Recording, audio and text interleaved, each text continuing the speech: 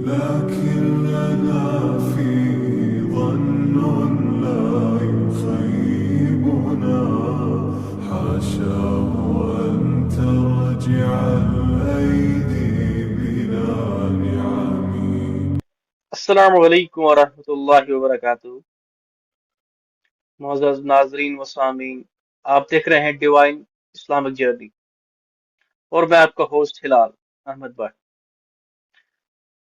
हम आपका divine Islamic journey में खैर मकदम करते हैं। मोअज़्ज़ज़ नाज़रीन, पहले तो मैं आपको माज़रत चाहता हूँ, इसलिए कि हमारी जो सीरीज थी टर्निंग बैक टू अल्लाह, अल्लाह की तरफ लौटाओ, उसको हम अभी स्टार्ट नहीं कर पाए। असल में वो हमें ऑफलाइन करना था स्टूडियो में, लेकिन कुछ वजूहात की वजह से वो नहीं हो पाया। लेकिन उसको भी हम जल्द से जल्द शुरू करेंगे इंशाल्लाह। तो असल में तो हमारा पहला पॉडकास्ट उसी में होना था, अल्लाह ताला को कुछ और ही मंजूर था। खैर, आज हम बात करने जा रहे हैं सहर या काले जादू के बारे में। आप में से बहुत से लोग इसके बारे में जानते होंगे और बहुत से लोग नहीं जानते होंगे। आज हम इसके बारे में बात करने जा रहे हैं कि सहर क्या है, इसके क्या अलामत है, दीन इस्लाम में इसके बारे में क्या कहा गया है, इससे बचने के तरीके क्या दिए गए हैं, और अगर किसी पर जादू हो गया है तो वो इसका इलाज कैसे करे।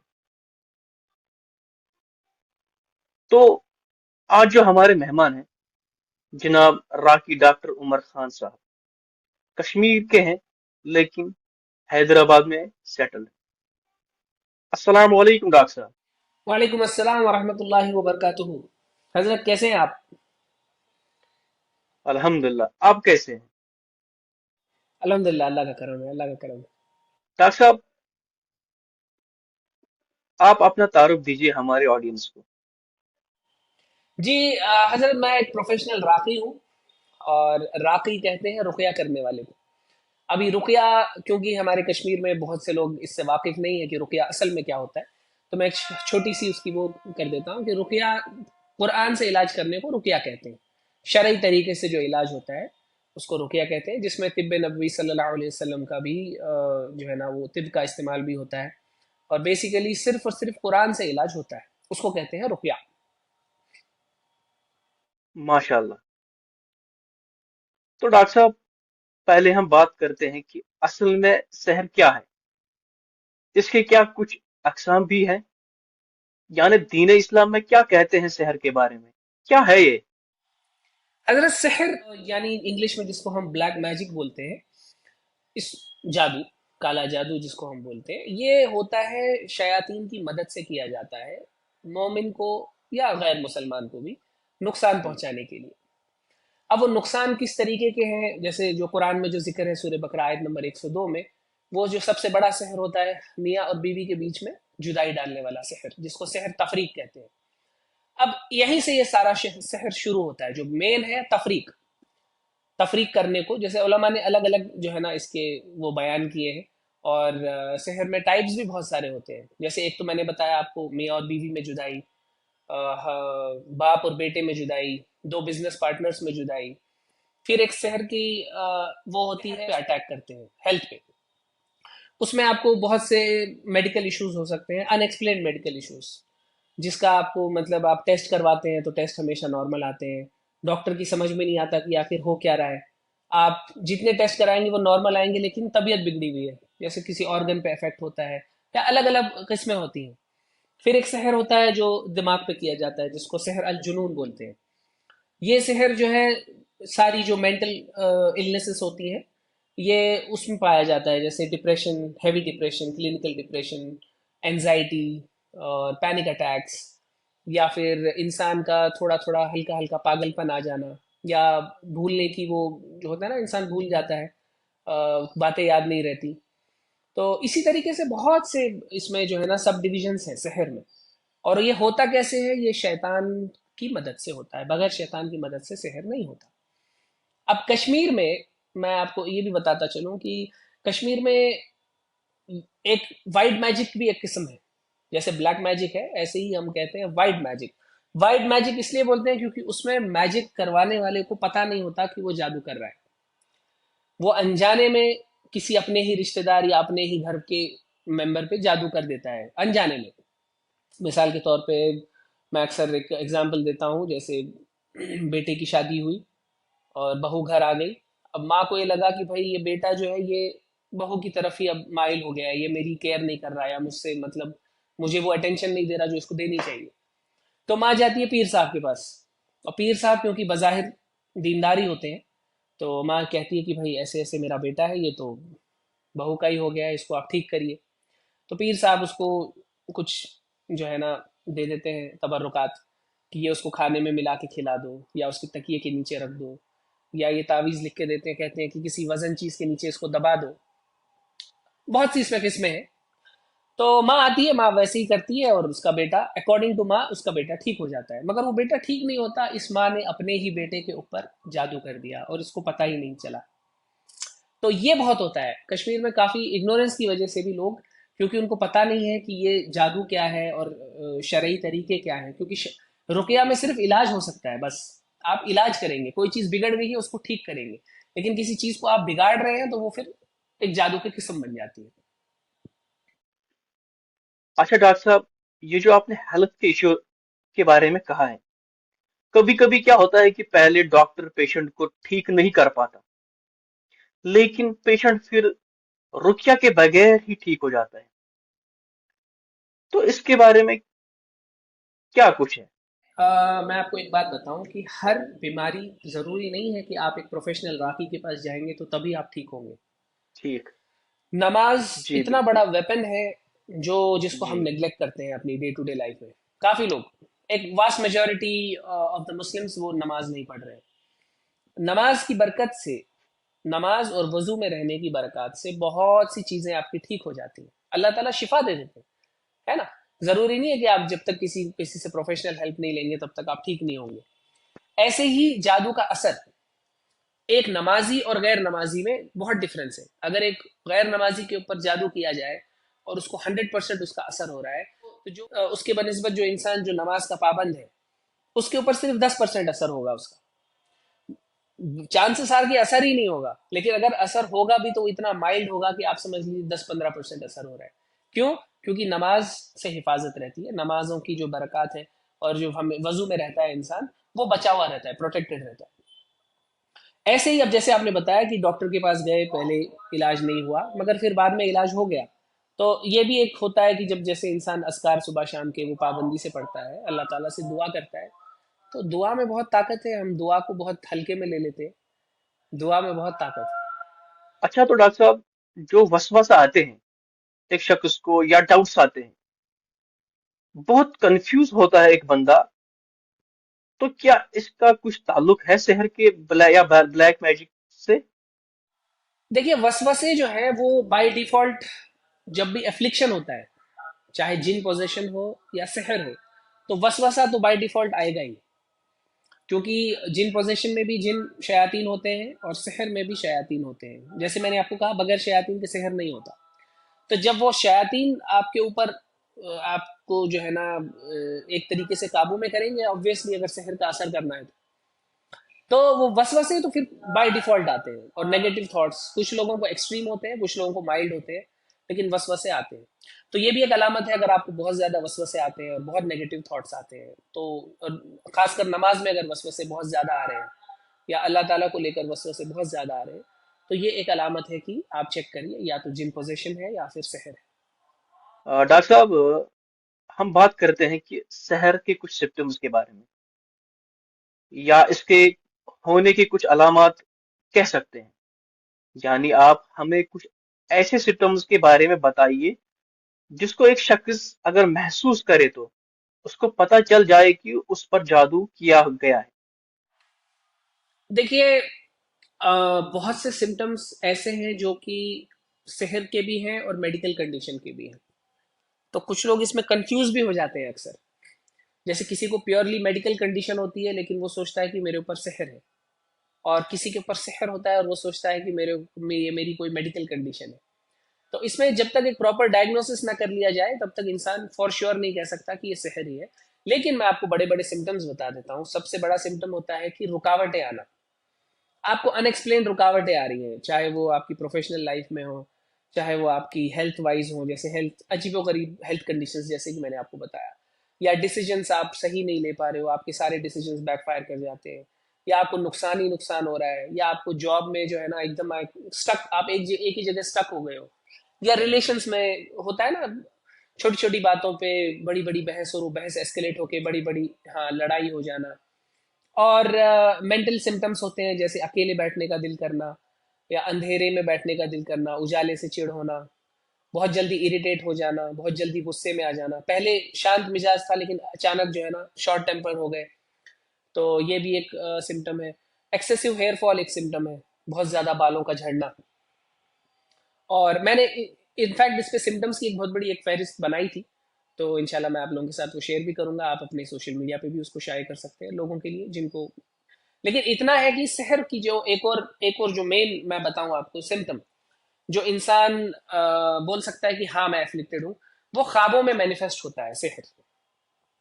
ये जो एफ्लिक्टेड बंदा होगा ये अक्सर ख्वाब में देखेगा जानवरों को, जैसे कि रेप्टाइल्स, सांप, छिपकली जो लिजर्ड हम बोलते हैं, या शेर, कुत्ता, बिल्ली, और या तो बहुत ज्यादा पानी देखेगा, या देखेगा कि मैं आसमान में उड़ रहा हूँ, या देखेगा कि मैं बहुत ऊंचाई से गिर रहा हूँ, या गलाजत देखेगा, टॉयलेट्स देखेगा, या देखेगा कि मैं बस मुसलसल सफर कर रहा हूँ, बस लंबा लंबा सफर गाड़ी चला रहा हूँ या फिर ट्रेन में बैठा हूँ। अच्छा, या देखेगा कि मैं रेलवे स्टेशन पे हूँ और मेरी ट्रेन छूट रही है, बार बार यही ख्वाब आएगा। या मैं फ्लाइट एयरपोर्ट पे हूँ और मेरी फ्लाइट छूट गई, समझ रहे हैं आप। या देखेगा कि मैं एग्जाम लिखने गया हूँ लेकिन मैंने प्रिपरेशन इंग्लिश की थी लेकिन आज मैथ्स का एग्जाम है। हाँ, तो ये ख्वाब जो है ना अगर रिपीटेड आ रहे हैं तो ये एक अलामत है कि आप एफ्लिक्टेड हैं, आपको इसकी जरूरत है, डायग्नोसिस प्लस ट्रीटमेंट की जरूरत है। और ट्रीटमेंट भी घर में कर सकता है इंसान। ट्रीटमेंट बड़ा, जितना हमारा दीन आसान है उतना ही इलाज आसान है, मगर हमने और हमारे अनफॉर्चुनेटली कुछ लोगों ने इसको इतना मुश्किल बना लिया है कि एक लाइक प्रोफेशन बना लिया है कुछ लोगों ने, तो वो चाहते हैं कि इसको मुश्किल ही बनाए रखें ताकि लोग उनसे जुड़े रहें, लोग खुद अपना इलाज ना कर सकें। इलाज बहुत आसान है, मैंने आपको बताया कि सिर्फ नमाजों की बरकत से आप नमाजों की पाबंदी शुरू करिए, आप सुबह शाम के अस्कार पढ़िए, आपकी बहुत सी परेशानी अल्लाह ताला खुद ही खत्म कर देंगे, आपको कहीं प्रोफेशनल हेल्प लेने की जरूरत भी नहीं है इंशाल्लाह। डॉक्टर साहब, एक हदीस है जिसमें आप सल्लल्लाहु अलैहि वसल्लम ने एक सहाबी को वजू करने का हुक्म दिया और उस पानी से ही दूसरे सहाबी का गुस्ल करने का हुक्म दिया, क्योंकि उस सहाबी पर नजर लगी हुई थी। तो अगर हमें पता ही ना हो कि किसी की नजर लगी है तो हम क्या करें? देखिए वो सही तरीका है नजर उतारने का, लेकिन अब ये इस दौर में अगर आप किसी से, अगर आपको पता भी हो मिसाल के तौर पे आपको लगे कि ये मेरे दोस्त की नजर लग गई मुझे, तो मेरा बोलने का मकसद ये है कि आज की डेट में मिसाल के तौर पे आप अपने किसी रिश्तेदार के पास जाओगे, आप उसको कहोगे कि भाई मुझे ऐसा लग रहा है कि मुझे आपकी नजर लग गई, लिहाजा आप वजू करके अपना पानी मुझे दो और मैं गुस्ल करूंगा। तो वो रिश्तेदार आपसे अपने सारे रिश्ते नाते तोड़ लेगा। आप आज की डेट में किसी से अपना उनका वजू का पानी नहीं मांग सकते, क्योंकि इतना शक और शुबा भरा हुआ है लोगों में, वो सोचेंगे कि पता नहीं आप क्या करने वाले हो उनके वजू के पानी से। तो इसीलिए नजर, हाँ एक और बात मैं कहता चलूं कि लोग, जैसे आपने उन्वान इसका रखा कि ब्लैक मैजिक सेहर, ब्लैक मैजिक और सेहर से ज्यादा खतरनाक नजर है, नजर और हसद। मगर हम नजर को बहुत इजी लेते हैं, हम कहते हैं कि सिर्फ नजर आइसोलेशन है ना, ये नजर लगी होगी। मगर कोई कह दे कि ब्लैक मैजिक है तो उसको हम सोचते हैं कि ओहो हो बहुत खतरनाक मसला है इसके ऊपर। मगर नजर ज्यादा खतरनाक है। नजर जो है ऊंट को हांडी तक, हदीस का मफहूम है कि ऊंट को हांडी तक और इंसान को कब्र तक पहुंचा देती है। तो नजर से बचना बहुत इंपॉर्टेंट है। अच्छा, नजर से पहली बात तो बचेंगे कैसे? सुबह शाम के अज़कार बहुत इंपॉर्टेंट है। सुबह फजर के बाद दुआ है एक, आप सल्लल्लाहु अलैहि वसल्लम की सिखाई हुई, बिस्मिल्लाहिल्लज़ी ला यदुर्रु मअ इस्मिही शैउन फिल अर्दि वला फिस समाई व हुवस समीउल अलीम। 3 मरतबा जो इंसान पढ़ लेगा वो फजर से लेकर मगरिब तक महफूज है, जमीन और आसमान के बीच की जितनी मखलूक है उसको कोई शर नहीं पहुंचा सकती। मगरिब में पढ़ लेगा फजर तक महफूज है। तो 24 घंटे का साइकिल है ना अपनी सेफ्टी के लिए। ऐसे ही 3 कुल सूरह इखलास फलक नास 3 3 मरतबा पढ़ के हाथ पे दम करके पूरी बॉडी पे फेर लेना, ये हिफाजत में, सेफ्टी में वो रहता है। हाँ, अब है कि लग गई है नजर तो क्या किया जाए। तो उसका एक बड़ा ही सिंपल, हाँ उसका एक बड़ा ही सिंपल तरीका है कि क्योंकि वजू का पानी तो जैसे कि मैंने आपको बताया, और पता भी नहीं होता कि किसकी लग गई नजर। बाज वक्त अपनी खुद की नजर भी लगती है, हम दूसरों पे शक कर रहे होते हैं, लेकिन हम खुद ही अपनी इतनी तारीफ करते हैं दिल ही दिल में कि आज मैंने इतना बड़ा काम कर दिया, या आज मैंने यूं कर दिया, है ना, तकब्बुर से भी नजर लगती है। और माँ बाप की नजर बच्चों को अक्सर लग जाती है, छोटे बच्चों को। तो इसका सही जो बेस्ट तरीका है वो है लेमन बाथ, रुकिया लेमन बाथ इसको कहते हैं। लेमन बाथ का तरीका यूं है कि अगर आप कहें तो मैं तरीका समझा देता हूँ ताकि लोग इससे इंशाल्लाह इस्तेफादा हासिल करें। तो 3 नींबू लेने हैं, फ्रिज में अक्सर होते हैं, घर में नींबू रखे होते हैं। 3 नींबू को आप निचोड़ लीजिए, और जो उसका रस है, नींबू वारना या उतारना नहीं है, इस बात का ख्याल रखिए, है ना। नींबू भी एक अल्लाह की मखलूक है, क्योंकि नींबू एक रिपेलेंट है, इसमें सिट्रिक बहुत ज्यादा होता है, एक रिपेलेंट है, हम इसलिए उसको यूज कर रहे हैं। और कोई उसकी तरफ अकीदत ना जाए कोई। तो उसका रस ले लिया कटोरी में, उस रस पे दुरूद इब्राहिम, सूर्य फातिहा, आयतुल कुर्सी, सूर्य काफिरून, इखलास, फलक, नास, एक एक बार पढ़ के, लास्ट में फिर दुरूद इब्राहिम, एक एक बार पढ़ के उस पर दम कर लीजिए। दम करके वो आप एक बाल्टी पानी में मिक्स कर दीजिए, अगर गर्म पानी से नहाने की आदत है तो गर्म पानी में उसको मिक्स कर दीजिए। मिक्स करने के बाद हेड बाथ लेना है, गुस्ल। तो इनशाला सेहर के साथ साथ, नजर के साथ साथ सेहर और जिन पोजेशन, बहुत सी चीजें इंशाल्लाह इससे अल्लाह ताला शिफा दे देते हैं, खत्म हो जाती है। और किसी पे सख्त सेहर हो तो वो बेर के पत्ते भी ऐड कर सकता है, लेकिन बेर के पत्ते कश्मीर में नहीं मिलते गालिबन। कश्मीर में बेर के पेड़ नहीं है, जम्मू में मिलते हैं। तो हाँ, तो बेर के पत्ते ना भी मिले तो तो बस ये जो है ना लेमन बाथ अगर वो ले ले, तो क्योंकि एक बहुत अच्छा डिटॉक्स भी है। अंग्रेज यूरोप में तो लोग अक्सर लेते रहते हैं अपनी बॉडी डिटॉक्स करने के लिए, लेकिन हम इस पे जब कुरान की आयतें पढ़ेंगे तो स्पिरिचुअल डिटॉक्स भी हो जाता है इससे, बॉडी डिटॉक्स होने के साथ साथ। डॉक्टर साहब, ब्लैक मैजिक और इल्यूमिनाटी, इस वर्ड को हम बहुत सुनते हैं, क्या इनमें कुछ ताल्लुक है? हाँ, ब्लैक मैजिक तो उनका एसेंशियल टूल है इल्यूमिनाटी का। और अगर आपको पता होगा, चर्च ऑफ सेटन भी उन लोगों ने बनाई है, जहां पर बाज़ाब्ता शैतान की पूजा होती है। हाँ, तो ब्लैक मैजिक तो मेन हथियार है उनका, और उनकी जितनी भी प्रैक्टिसेस हैं इल्यूमिनाटी की, वो सारी अकल्ट प्रैक्टिसेस यही है। ब्लैक मैजिक, कबाला प्रैक्टिस करते हैं वो लोग, जो ज्यूइश ब्लैक मैजिक है। तो इल्यूमिनाटी तो है ही पूरा, मतलब वो तो है ही शैतानी तंजीम। लेकिन हमारे कश्मीरियों को क्या इल्यूमिनाटी से कोई वो रखना चाहिए, मतलब डरना चाहिए, क्योंकि वहाँ कश्मीर में एक्टिव नहीं है इल्यूमिनाटी, मोस्टली जो है ना वेस्ट में एक्टिव है अभी। धीरे धीरे उनका एजेंडा है न्यू वर्ल्ड ऑर्डर का, वो चाहते हैं कि पूरी दुनिया पे जो है ना सेटनिज्म गालिब आ जाए, मगर वो आएगा तो नहीं। आएगा तो दीन इस्लाम ही गालिब इंशाल्लाह, आने वाले दिनों में भी, हमें पता है। तो हम तो इंतजार ही कर रहे हैं उसका। तो डरने की बात नहीं है, और इतनी हाई लेवल पे रिसर्च की भी जरूरत नहीं है। एक लेमैन को इल्यूमिनाटी पे रिसर्च करने की जरूरत नहीं है, क्योंकि कुछ वीडियोस ऐसे हैं यूट्यूब पे जो मेरे ख्याल से कुछ 100 200 एपिसोड की सीरीज है इल्यूमिनाटी के ऊपर। इतना देखिए, जितना आप अपनी जिंदगी में सुन्नतें जिंदा करेंगे उतने आप प्रोटेक्टेड हैं, बस ये आप मान के चलिए। और जितना इन चीजों से आप दूर रहेंगे, मिसाल के तौर पे म्यूजिक है, म्यूजिक एक बहुत बड़ा हथियार है शैतान का। आपके सोल को करप्ट कर देता है, आपके दिमाग को करप्ट कर देता है। कुछ लोग कहते हैं कि हमें बड़ा सुकून आता है जब हम म्यूजिक सुनते हैं, वो सुकून नहीं होता, क्योंकि म्यूजिक में जो सबलिमिनल मैसेजेस हैं, जो हमारे सबकॉन्शियस माइंड को अटैक करते हैं, वो फहाशी आम, आप देखेंगे कश्मीर में फहाशी बहुत आम हो गई है अनफॉर्चुनेटली। आप बहुत सी दूसरी आप बहुत सी दूसरी सिटीज से अगर कंपेयर करेंगे तो बड़ी हैरत और शर्म भी आती है कि हम कश्मीर में जो कुछ अब देखने को मिल रहा है, ये बहुत से दूसरे इलाकों में देखने को नहीं मिलता। तो ये इसका जो मेन रीजन है ना, आप देखिए कश्मीर में म्यूजिक इतना आम हो गया है, हर चीज, कोई फंक्शन बगैर म्यूजिक के नहीं हो सकता कश्मीर में। और आप बाहर चले जाए, अभी न्यू ईयर पे भी आपने देखा क्या क्या जो है ना, क्या क्या चल रहा था, वो खैर अल्लाह ताला हमें हिदायत दे, कलेक्टिवली हिदायत दे। तो इससे बचने की बहुत जरूरत है। म्यूजिक शैतान का बड़ा, आप इस पे थोड़ी रिसर्च करेंगे तो आप देखेंगे म्यूजिक ओरिजिनेट कैसे हुआ, शैतान ने कैसे ओरिजिनेट किया म्यूजिक को, कैसे इंट्रोड्यूस किया जो है ना इंसानों में, और म्यूजिक से कितनी फहाशी फैलती है। तो इससे बचना चाहिए, स्पेशली जो एफ्लिक्टेड लोग हों उनको तो बिल्कुल म्यूजिक से बचना चाहिए इलाज के दौरान। जज़ाकल्लाह खैर। डॉक्टर साहब, आप हमें बताइए कि अगर अब किसी पर हो गया है सहर, या किसी को सिम्टम्स फील हो रहे हैं, तो आप अब उसको क्या करना चाहिए, यानी रुकिया कैसे करे वो? हाँ, देखिए मैं आपको बताता हूँ कि अगर सिम्टम्स फील हो रहे हैं और श्योर नहीं है कि क्या है क्या नहीं, और अगर आपके आसपास कोई प्रोफेशनल राकी नहीं है, जो कि कश्मीर में नहीं है, बहुत गिने चुने हैं, तो आप खुद अपना इलाज करिए।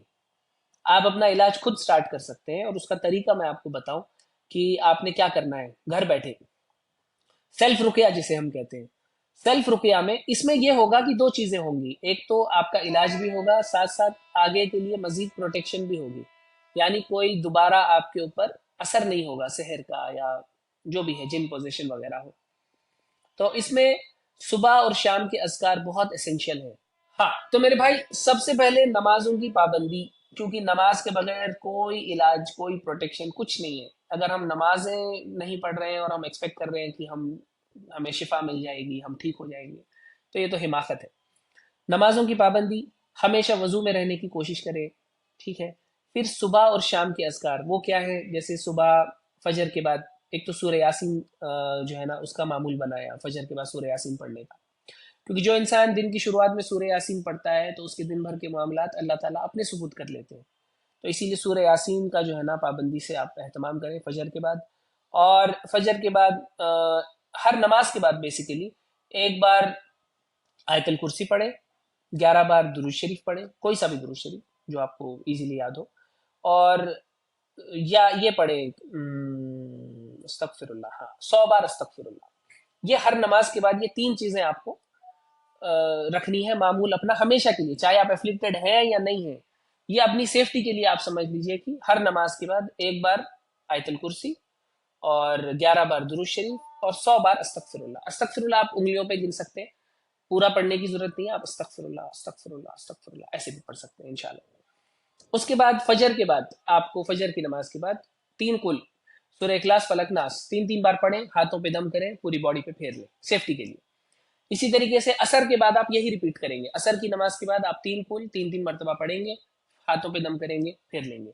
रात में सोने से पहले आप ये मामूल रखें कि जब आप लेट गए हैं सोने के लिए या बेड पे बैठ गए हैं, तो आपको ये रात को सोने से पहले के अस्कार वो क्या है, सूर्य फातिहा एक बार, आयतल कुर्सी एक बार, सूर्य बकरा की आखिरी की दो आयतें अगर आपको याद है, आमन रसूलु वो एक बार, फिर सूर्य इखलास फलक नास तीन तीन बार पढ़े, हाथों पे दम करें और अपनी बॉडी पे फेर लें। तो इससे आप क्या है रात भर इंशाल्लाह प्रोटेक्टेड रहेंगे। अगर आप रात को उठते हैं, मिसाल के तौर पे वॉशरूम जाने को उठते हैं या पानी पीने को उठते हैं, आप बिस्तर से उठते हैं, तो वापस आने के बाद फिर एक मरतबा आप आयतल कुर्सी पढ़ लें। ये हो गए आपकी दिन भर के अज़कार। फिर रुकिया गुस्ल का मैंने आपको तरीका बताया, लेमन बाथ का, वो आप ले सकते हैं। और आप फुट सोक कर सकते हैं। अगर आप मुतासिर हैं, आपको लगता है आपको सिम्टम्स हैं, आपको कोई प्रॉब्लम है, तो फुट सोक करने का तरीका यूं है कि आप गर्म पानी लें एक बाल्टी में, इतना लें कि आपके टखनों के ऊपर, एंकल्स के ऊपर तक उसका लेवल आए पानी का, उसमें पैर डाल लें।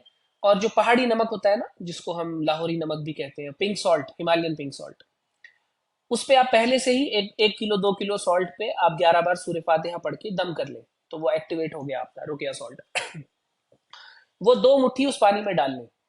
वो दो मुट्ठी उस पानी में डालने के बाद आप अपने पैर उसमें सबमर्ज करके 20 मिनट आपको बैठना है। आप अलार्म लगा के बैठे, और इस 20 मिनट आंखें बंद करके आप धीरे धीरे या कहारू पढ़ते रहें, या कहारू या कहारू, अल्लाह ताला का नाम है, अल्लाह ताला को उनके इस नाम से पुकारे। और नीयत ये रखें कि या अल्लाह जो भी शर मेरे अंदर है, जो भी तकलीफ मुझे है, चाहे आपको कोई मेडिकल कंडीशन हो, कोई स्पिरिचुअल कंडीशन हो, आप ये जो है ना शुगर, बीपी, हार्ट कंडीशन, आप हर चीज के लिए कर सकते हैं इंशाल्लाह। कोई मेंटल कंडीशंस हो, मेंटल डिसऑर्डर्स हो, डिप्रेशन हो, उसके लिए भी कर सकते हैं इंशाल्लाह। अल्लाह ताला आपको शिफा दे देंगे। इसके साथ साथ आप रुकिया भी सीख कर सकते हैं। अगर कोई प्रोफेशनल राकी आपके आसपास है तो आप रुकिया सेशंस भी ज्वाइन कर सकते हैं। जैसे डेली आप ग्रुप में भी होते हैं, बाज़ जगह आप ग्रुप में ज्वाइन करें, या अगर आप जाकर बैठ के सुनना चाहते हैं तो वैसा भी करें। तो मगर जरूरत नहीं है, अगर आपको माइल्ड सिम्टम्स हैं तो आप घर बैठे अपना इलाज कर सकते हैं। और कुरान पढ़ने की जो है ना आदत डालें। मिसाल के तौर पे आप एक रुकू ही पढ़ें रोज। आपको जरूरी नहीं है कि आप, वो होता है ना, या तो फिर रमजान टू रमजान पढ़ता है इंसान कुरान, और या तो फिर वो कहता है नहीं अब बैठूंगा तो मैं एक पारा ही पढ़ूंगा, ऐसा ना करें आप, इतना पढ़ें छोटा छोटा पोर्शन जो आप रोज पढ़ सकें, तो वो एक आदत डालें आप, इंशाल्लाह उससे बहुत फायदा होगा।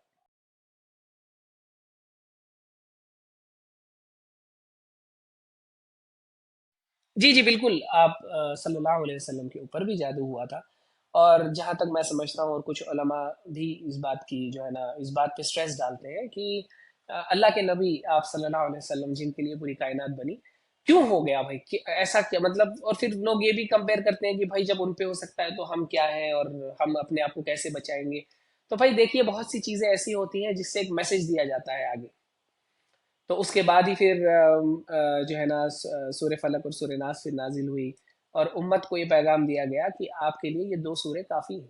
अभी आज हम अगर किसी को बोल दें कि भाई आप जो है ना सूर्य फलक और सूर्य नास पढ़िए, तो वो कहते हैं कि अरे ये तो हमें आता है, तो कुछ अच्छा बताओ, कुछ बड़ा बताओ। वो इसको इतना लाइट लेते हैं इन दो सूरों को, कि भाई क्योंकि हमें ये आता है, हमें याद है, तो आप हमें कुछ लंबा सा बोलिए, कि जैसे सूर्य बकरा पढ़ो, है ना, या सूर्य सफ़ात पढ़ो, या सूर्य यासीन आप जो है ना 21 मरतबा पढ़ो।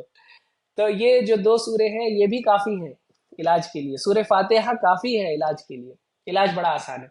तो वो कैसे हुआ था, वो बालों के ऊपर एक यहूदी ने सिहर किया था। आप इसकी तफसील मेरे ख्याल से किसी आलिम से लेंगे तो ज़्यादा बेहतर होगा, वो आपको इसकी पूरी फुल डिटेल बता देंगे। लेकिन हुआ था, इसमें कोई डाउट नहीं है। और जहाँ तक मैं समझता हूँ कि वो इसलिए हुआ था कि ताकि फिर उम्मत को एक पैगाम दिया जाए कि ये चीज़ें भी हक है, और इस तरीके से इसका इलाज कैसे करना है ना। हज़रत जिब्रील अलैहिस्सलाम ने रुक़या भी किया था, तो वहाँ से हमें रुक़या की भी दलील मिलती है, और कई सहाबा से हमें रुक़या की भी दलील मिलती है।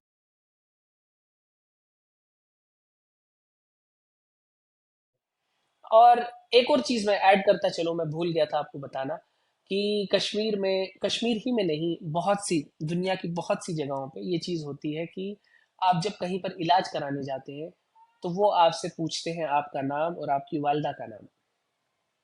तो यहाँ पर आपको जो है ना एकदम पलट के वापस आ जाना चाहिए, ऐसी जगह पर आप इलाज ना कराएं। मैं मानता हूं कि कुछ लोग हैं जो इस तरीके से सही इलाज भी करते हैं, लेकिन वो कुछ लोगों की वजह से हम जो है ना जेपरडाइज नहीं कर सकते अपनी सेहत। होता यूं है कि हम एक प्रॉब्लम लेके जाते हैं, वहां से 10 प्रॉब्लम्स साथ लेकर आते हैं फिर। क्योंकि जो इंसान आपसे आपका नाम और आपकी वालदा का नाम पूछ रहा है, तो ये तो कंफर्म हो गया कि वो जिनों के साथ काम करता है, वो रुकया नहीं करता।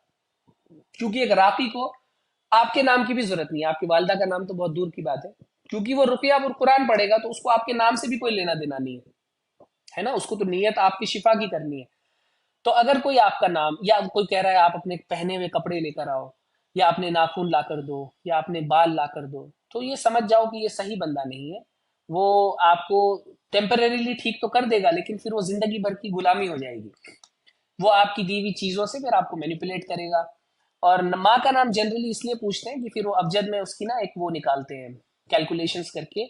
ये जो मैजिशियन होता है, बेसिकली सॉर्सरर, जादूगर जो होता है, वो इन दो चीजों से निकालता है कि कौन सा शहर सबसे ज्यादा अटैक कर सकता है इसको। जैसे कि एलिमेंट्स होते हैं ना अर्थ के, मिट्टी, पानी, आग और हवा। तो वो एलिमेंट देखता है कि ये जो बंदा है इसका एलिमेंट कौन सा है, तो मैं ये शहर करूंगा, कि मुझे शहर इसको कब्रिस्तान में गाड़ना है, या मुझे इसका शहर पानी में डालना है, या मुझे इसका शहर किसी कबूतर की टांग पे बांध के हवा में उड़ाना है, या मुझे इसका शहर कहीं पर पेड़ पर जो नेल से लगाना है। आपने देखा होगा अलग अलग तरीकों के शहर होते हैं। तो लोग अलग अलग तरीके क्यों अपनाते हैं, वो यही रीजन है कि इससे ये कैलकुलेशन करके देखते हैं कि सबसे ज्यादा इफेक्ट इसको किससे होगा। दूसरी बात, सोशल मीडिया पे हम पिक्चर्स अपनी पोस्ट करते हैं अक्सर, फोटोज। तो फोटोज पे भी सेहर होता है, और बहुत आसान है फोटोज पे सेहर करना। तो लोगों को मटेरियल मिल जाता है, वो फोटो ले गए जादूगर के पास, भाई इसको सेहर कर दो। तो इन चीज़ों की जो है ना थोड़ी सी हमें वो रखनी है। दाढ़ी का बाल है, निकल गया तो बीच में से उसको तोड़ दें, या सर का बाल, अगर बहनों के बाल कहीं निकलते हैं तो उसको बीच में से तोड़ दें, तो फिर उस पर सेहर नहीं हो सकता। और जिन पोजेशन की भी बात करता चलूं, खासकर हमारी बहनें जो सुन रही है, कि बाल आपके जो हैं, जो लड़कियों के बाल होते हैं, शैतान शयातीन बहुत आशिक होते हैं उन बालों के। जैसे अक्सर ये हिजाब पे भी होता है ना, कि हिजाब ऑब्लिगेटरी है या नहीं है, वो बहस चलती है। तो उस बहस को हम साइड में रखें, कम से कम अपने लिए, अपनी प्रोटेक्शन के लिए बाल अपने हमेशा बंद रखें। और बालों से बंद मुराद ये नहीं है कि आपने जूड़ा लगा लिया, बालों से बंद मुराद है कि आपका एक भी बाल किसी गैर महरम को नजर ना आए जब आप घर से बाहर निकले, क्योंकि शयातीन बड़े आशिक होते हैं बालों के, और बहुत से केसेस में देखा गया है कि बालों की वजह से एफ्लिक्शन आ गया, कि बाल खुले हुए थे, या कहीं पिकनिक विकनिक पे गए, हिल स्टेशन पे गए और बाल खुले थे, या मगरिब के वक्त बाहर घूम रहे थे बाल खुले रख के। और इसी तरीके से वॉशरूम जाते हैं बगैर दुआ पढ़े, वहां भी एफ्लिक्शन के बड़े चांसेस होते हैं। जब भी वॉशरूम जाएं दुआ पढ़कर जाएं, बिस्मिल्लाहि अल्लाहुम्मा इन्नी अऊज़ु बिका मिनल खुब्थि वल खबाइस, बगैर दुआ पढ़े बाथरूम कभी ना जाएं। इस बात का भी बहुत ख्याल रखें। छोटी छोटी चीज़ों में अगर आप एहतियात कर लेंगे इंशाल्लाह तो आप सेफ रहेंगे, आपको एफ्लिक्शन। कपड़े बदलते हुए बिस्मिल्लाह, बगैर बिस्मिल्लाह के कपड़े ना उतारें, कपड़े ना पहने। घर में दाखिल होते हुए बिस्मिल्लाह के साथ अस्सलाम वालेकुम के साथ घर में दाखिल हों। घर से बाहर निकलते हुए दुआ पढ़ें बाहर निकलने की। ये छोटी छोटी सुन्नतें आप अपनी ज़िंदगी में ज़िंदा करें इंशाल्लाह। आपको फिर घबराने की ज़रूरत नहीं है कि हमें कोई अटैक होगा, या है ना, अक्सर लोग घबराते भी हैं, तो इंशाल्लाह महफूज रहेंगे आप।